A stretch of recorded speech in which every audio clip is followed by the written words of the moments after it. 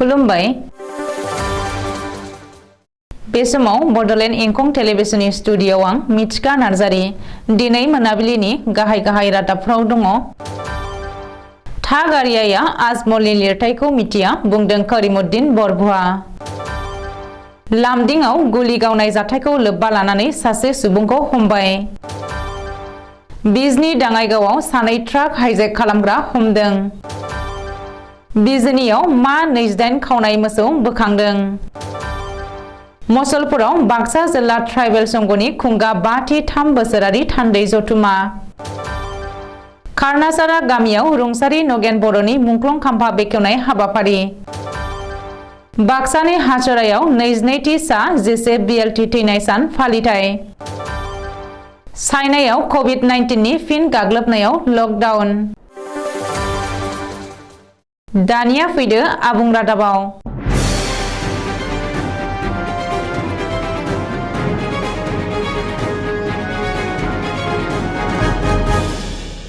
प्रवीण भाई ढागारियाया आजमलनि लिरथायखौ मिथिया बे बाथ्राखौ बुंदों एआईइउडिएफनि गोजौ थाखोनि दैदेनगिरि आरो एमएलए करिमुद्दिन बरग'हाया। मख'नो गोनांदि आसामाव दावबायफैनाय राष्ट्रीय स्वयं सेवक संघनि गाहाय प्रवीण भाई ढागारियाया मैया एआईइउडिएफनि गाहाय आरो धुबरीनि एमपि बदरुद्दिन आजमलखौ गोख्रों रावजों सावरायदोंमोन आरो गाद'नि बिखुङाव दैखांनानै बांलादेशआव दैथायहरगोन होननानै बुंदोंमोन। प्रवीण भाई संघनि बे बानबुंथिनि फिनजाथाय होनानै करिमुद्दिन बरग'हाया बुंदों दि था गारियाया आजमलखौ गाद'नि बिखुङाव दैखांनानै बांलादेशआव दैथायहरगोन। नाथाय बियो मिथिया आजमलनि लिरथाया बेसे। आजमलआ गाद'आव गाखोनानै बांलादेशआव थाङा, गराय गाखोनानै दिल्लीयाव थांगोन। बिजेपिनाव आजमलनि न'खौ सिफायनो हानाय बुलडजार गैया। आजमलआ जेसेबां गिलिर बिनि न'नि बांलायाबो एसेबांनो गेदेर। बबेखानि प्रवीण भाई ढागारियाया आसामाव फैनानै बेबायदि राजखान्थि खालामनायखौ बन्द खालामनांगौ। बेयो उत्तर प्रदेश नङा होननानैबो करिमुद्दिन बरग'हाया बुंदों। ओरैहाय कंग्रेसनि सायावबो फिनजाथाय होनानै बरग'हाया बुंदों दि एपिसिसिनि आफादगिरि भुपेन बराया जेबो फेक्टर नङा, गोरोबथा खालामनायनि बिथांखिखौ एआईसिसिसिम लानानै थांगोन। कंग्रेसआ आफां आसामाव जेरैबायदि भारत ज'रो जात्रा खालामदोंमोन, आफाद आसामाव बेबायदि खालामाखै। बिजेपिनो खाबु होनो थाखायसो भुपेन बर'आ बे खान्थिखौ बाहायदों। लामदिंआव गुलि गावनाय जाथायजों लोब्बा थानाय सासे सुबुंखौ हमनो हाबाय। बङाइगाव रेल स्टेशननिफ्राय हमनो हादों सन्देह खालामजाथाव सुबुंखौ। लामदिंआव गुलि गावनाय जाथायखौ लोब्बा लानानै पुलिसआ बङाइगाव रेल स्टेशनाव हमनो हानाय सुबुंखौ महन कुमार होननानै मिथिनो हादों। डाउन बिकानेर एक्सप्रेस रेलगारिजों गुबुन रायजोआव खारखोमालांनो नाजानाय समावनो पुलिसआ बङाइगाव रेल स्टेशनाव महन कुमारखौ हमदों। रिपर्ट बायदिब्ला लामदिंआव रेलवे बिफाननि आजिरा मोननाय मावफारिया तरुण चक्रवर्तीखौ गुलि गावनाय जाथायजों लोब्बा थानायनि सन्देहजों महन कुमारखौ पुलिसआ हमदों। गुबुन फारसे लामदिंआव गुलि गावनाय जाथायखौ प्लेनिं खालामग्रा महरै सिनायथिनो हादों रेलवे बिफाननिनो सासे मावफारिया अनिल मालाकारखौ। बङाइगाव जिल्लानि मानिकपुराव पुलिस थाना बेन्दोंआव थानाय दाङाइगावआव थांनाय हराव पुलिसआ अपारेशन खालामनानै सानै ट्राक हाइजेक खालामग्रा दुथांखौ हमनो हादों। मानिकपुर पुलिसआ हमनो हानाय सानै ट्राक हाइजेक खालामग्रा दुथांखौ 2 नं भान्द्रानि उजमान गनी आरो गुबुन सासेखौ बालासरनि जब्बर आली होननानै सिनायथिनो हादों। बेनि अनगायैबो ट्राक हाइजेक खालामग्रा सासे सुबुङा लामा जाब्रथायाव जिउ गोमानायखौ पुलिसआ बोखांनो हादों होननानै मिथिनो हादों। रिपर्ट बायदिब्ला दाङाइगावआव थांनाय हराव गंसे ट्राक आरो बाइकनि गेजेराव मोगा-मोगि जाब्रथाय जादोंमोन। जिउ गोमानाय सुबुंखौ केतनपारानि शहीदुल इस्लाम होननानै सिनायथिदों। रिपर्ट बायदिब्ला पुलिसनि सिग्रोमनायखौ थाल मोननानै खारखोमा लांनो नाजानाय समावनो बे जाब्रथाया जायो आरो शहीदुल इस्लामआ जिउ गोमायो। पुलिसआ जाथायसालिनिफ्राय AS 18F5921 नम्बरनि गंसे बाइक आरो NL01L9557 नम्बरनि गंसे ट्राकखौ जाथायसालिनिफ्राय बोखांनो हादों। मख'नो गोनांदि बङाइगाव जिल्लायाव थांनाय 25 नबेम्बर आरो 1 डिसेम्बर खालि सिनाय मोनि दुथांफोरा ट्राक हाइजेक खालामनाय जाथाया सोराङाव फैदोंमोन आरो बे ट्राक हाइजेक खालामनाय जाथायखौ लोब्बा थानायनि सन्देहआव पुलिसआ सिग्रोमनानै सानै ट्राक हाइजेक खालामग्राफोरखौ हमनो हायो। चिरां जिल्लानि बिजनी थानानि बेन्दोंआव थानाय माज्राबारियाव मा 28 खावनाय मोसौफोर बोखांनो हादों। थांनाय हराव बिजनी पुलिसा सिग्रोमनानै मा 28 खावनाय मोसौफोरखौ बोखांनो हादों। बेनि बागै बिजनी पुलिसा फोरमायथिनाय बायदिब्ला चिरां जिल्लानि आमगुरि थानानि बेन्दोंआव थानाय नांगलफाङानिफ्राय सुरां मोसौ फालांगिरिफोरनि मोनसे हानजाया मोसौफोरखौ होनानै लाबोबाय थानाय समावनो बिजनी माज्राबारियाव पुलिसजों मोगा-मोगि जानानै हमजायो। मिथिनो हानाय बायदिब्ला पेट्रलिंआव थांनाय पुलिसनि हानजाखौ नुनाय लोगो-लोगो सुरां मोसौ फालांगिरिफोरा मोसौफोरखौ लामायावनो गारनानै खोमसिनि खाबु लानानै खारखोमालाङो। उननि समाव पुलिसा गासैबो मोसौफोरखौ जब्द खालामनानै बिजनी थानायाव लानानै फैयो। मख'नो गोनांदि गारियाव दैखांनानै मोसौ रोगा खुमायोब्ला गोरलैयैनो पुलिसनि जेयाव नाङो। बेनिखायनो सुरां मोसौ फालांगिरिफोरा हरनि समावनो मोसौफोरखौ होनानै लांनानै मोनसे जिल्लानिफ्राय गुबुन मोनसे जिल्लायाव बारहोनायखौ नुनो मोनो। बेनि उनावनो सुरां मोसौ फालांगिरिफोरा गावसोरनि खाबु गोनां जायगानिफ्राय गारियाव दैखांनानै गुबुन जायगायाव चालान हरो। बाक्सा जिल्लानि सदर मसलपुराव थानाय ट्राइबेल संघनि गाहाय मावखुलिनि लांगोनायाव दिनै बाक्सा जिल्ला ट्राइबेल संघनि खुंगा 5थि 3 बोसोरारि थान्दै जथुमा खुंफुंनाया मोजाङै मोजां जोबनानै थाङो। बे थान्दै जथुमायावनो गोजाम आफादखौ सिफायनानै गोदान आफादखौ दाफिननाय जायो।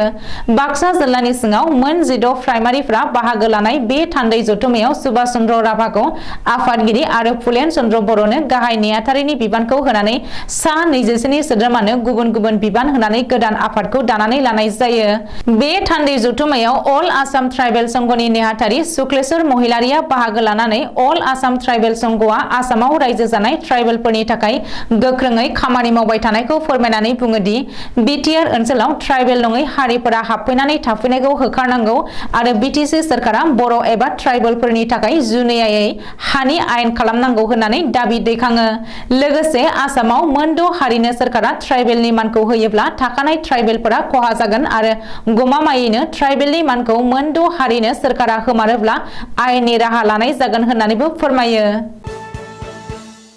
बाक्सा जिल्लानि कर्नासरा गामिनि रुंसारि नगेन बर'नि मुंख्लं खाम्फाखौ दिनै रबिबारखालि फुंनि समाव बेखेवनाय जायो।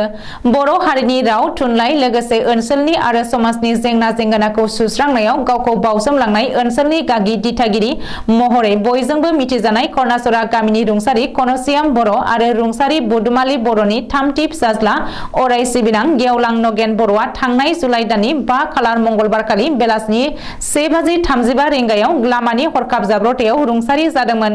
बेनिनो रुंसारि नगेन बर'नि जिउमाखौ गोजोन होनो एबा सोरगोआव आलो गोजोन थानो हानायनि बिथांनि जोनोम गामि कर्नासरा एबा नखराव दिनै रबिबारखालि फुंनि 8 रिंगानिफ्राय सानसेनि हाबाफारिजों बिथांनि जिउ जारिमिननि सोमोन्दै गांसे बिसोनबो बेखेवनाय जादों। गिबियावनो फुंबिलि 8 रिंगायाव रुंसारि खाम्फा बेखेवनाय जादों। बे खाम्फाखौ बेखेवनानै होयो सालबारि गुदि बर' थुनलाइ आफादनि आफादगिरि रसेन मुसाहारिया।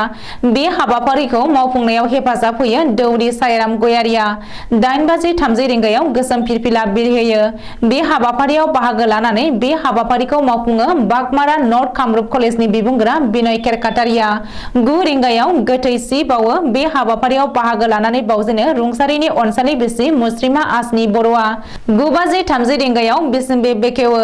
बे हाबाफारियाव बेखेवगिरि महरै बाहागो लानानै बेखेवनानै होयो सालबारि गुदि बर' थुनलाइ आफादनि गाहाय नेहाथारि दिपेन चन्द्र बसुमतारिया। बेनि उनाव रुंसारि नगेन बर'नि जिउ जारिमिननि सोमोन्दै सुंद' बिबुंथि लाखियो रेल बिफानाव साख्रि मावग्रा सियाम चरण बर'आ। 10 रिंगायाव नखरनि जानानै बिबार बावनाय।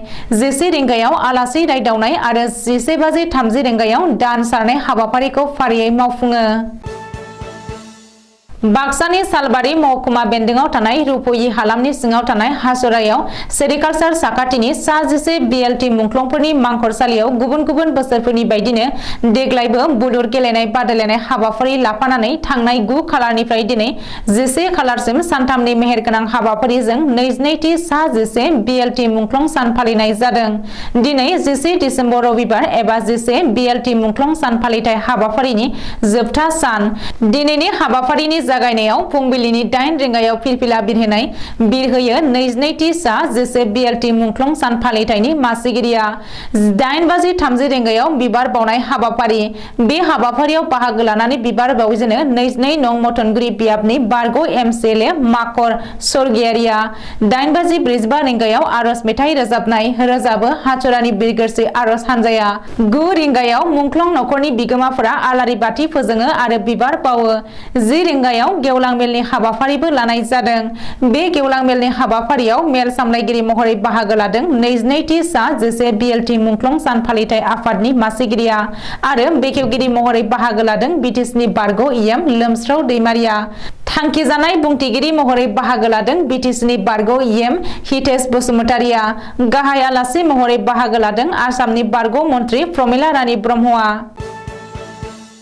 चाइनानि राजधानी बेइजिंआव फिन आरोबाव COVID-19 नि गोख्रै गाग्लोबनायाव लकडाउन फोसावनो गोनां जादों सनिबार आरो रबिबाराव चाइनानि राजधानी बेइजिंआव गंसेबो गलाफोरा खुलियाखै आरो सोरखारि मावफारियाफोरजों लोगोसे गोबां फसंथानफोरनि मावख'आ बन्द थादों सेनियर मेडिकेल अफिसार डक्टर जं नानचाना खौरांगिरिनि सिगाङाव फोरमायथिनाय बायदिब्ला आथिखालाव 5,000 निबो बांसिन COVID-19 पजिटिभ केस बेइजिं नोगोराव मोननाय जादों बेनिखायनो बे अमिक्रन आदबनि सन्देरग्रा बेरामा सासे सुबुंनिफ्राय गासै 18 सुबुंनाव सन्देरहैनो हागौ होननानै डक्टर जं नानचाना मिथिहोबावदों